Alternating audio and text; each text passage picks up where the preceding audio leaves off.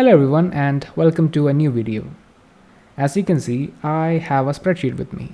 I created this using Google Sheets and it contains data of a few people like their name, age, height and weight, right? So name, age, height and weight are headers and these are the data. Okay. And as you might have already noticed, this data is not clean. For example, we have missing values here. We have inappropriate values like non-numerical value inside a numerical column here.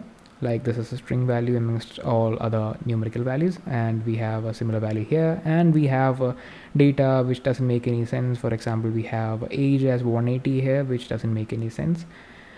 Okay, and I have saved this particular file as a CSV file and name, and I've saved it in our current working directory as details.csv. Okay, so by current working directory, what I mean is where my Jupyter notebook is opened. Okay, and let's quickly jump to Jupyter notebook and see how to import this particular CSV file into the code.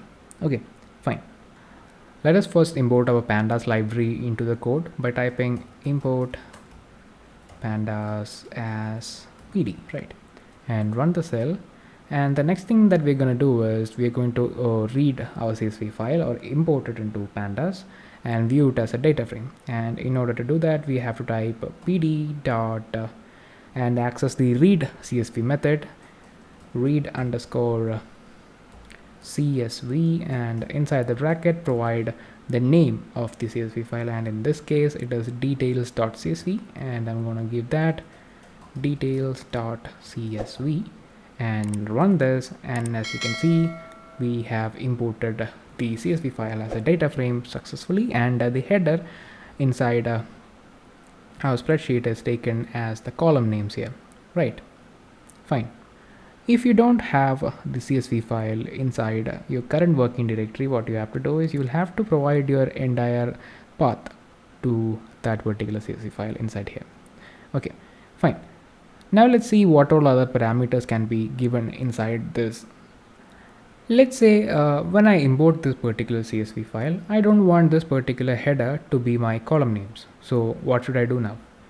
For that, I can specify a particular parameter called header, and I can specify it to none, and let's run this, and as you can see the header is no more the column name, and we have default values assigned for our column names as 0, 1, 2 and 3, right?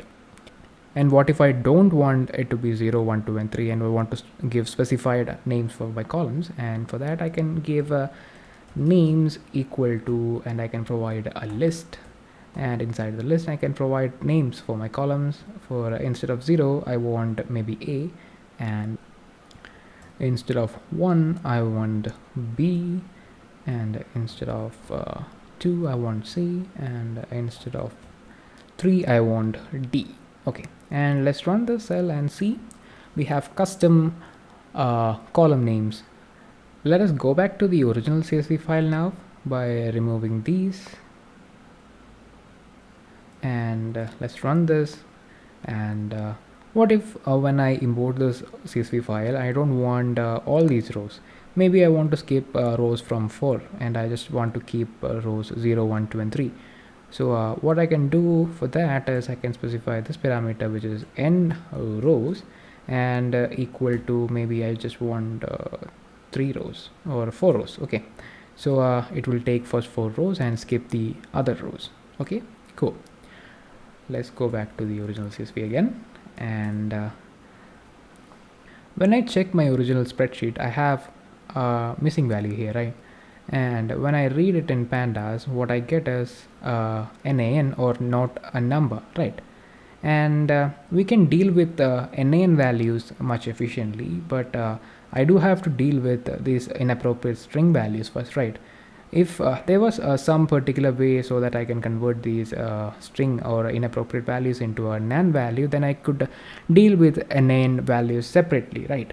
So in order to do that, what I can do is, while reading itself I can specify NA values, and I want to read every inappropriate values as a NaN for example, I'm going to provide a list, and I'm going to say like if you come across anything such as nil inside this data frame, then just convert it into NaN format.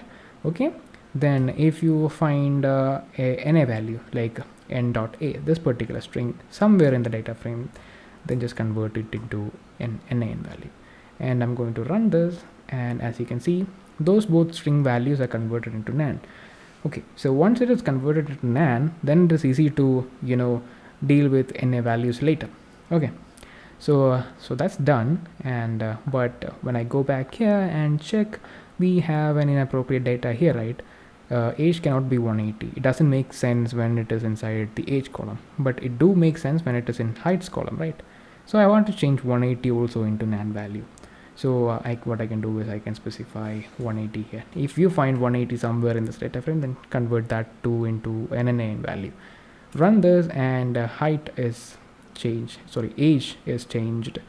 180 in age is changed into a NaN value, right? But the problem is we have 180 in the heights column also, so that should not be changed, because 180 makes sense in height. So when we specify 180 in general here, it has changed in both age column and height column. That is not good, right? So what I want to do is I just want to change 180 in height column alone, age column alone, and nothing else.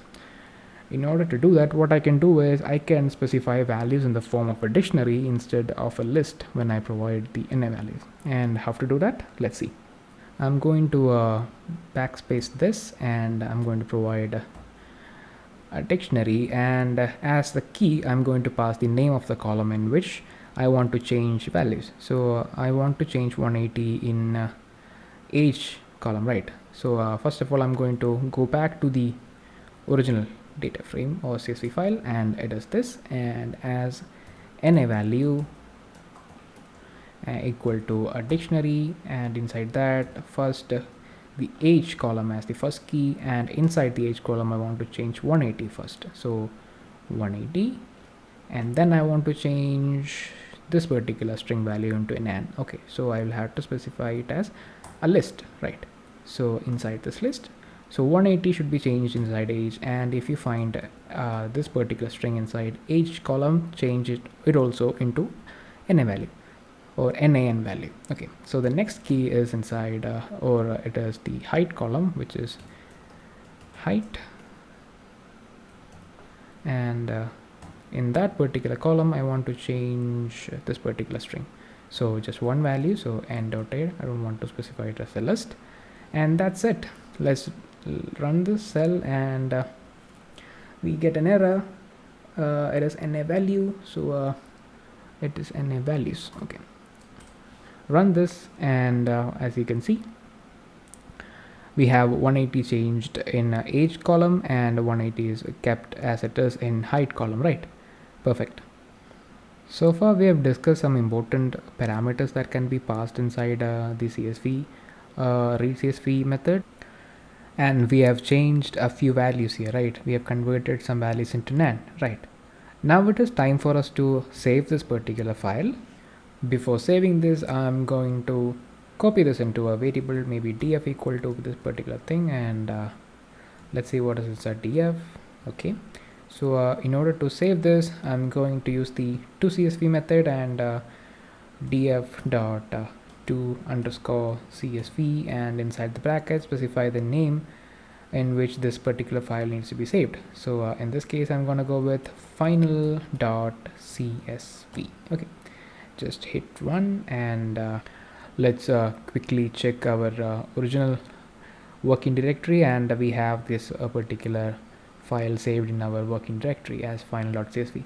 Let's quickly open up final.csv and see if it is in the correct format as this, and to do that I'm going to type pd dot read underscore csv, and inside that I want to open final.csv, right? So when I read it, as you can see, this particular index here is considered as a separate column here, right? And I don't want that, so what should we do? Okay, so for that, while saving itself, I can specify index equal to false, and then save it again and read that file again, and now that problem is cleared here. Cool. So far we have covered how to read a CSV, how to alter it, and how to save it, right? We'll discuss about further manipulation techniques in the upcoming videos. So until then, bye bye.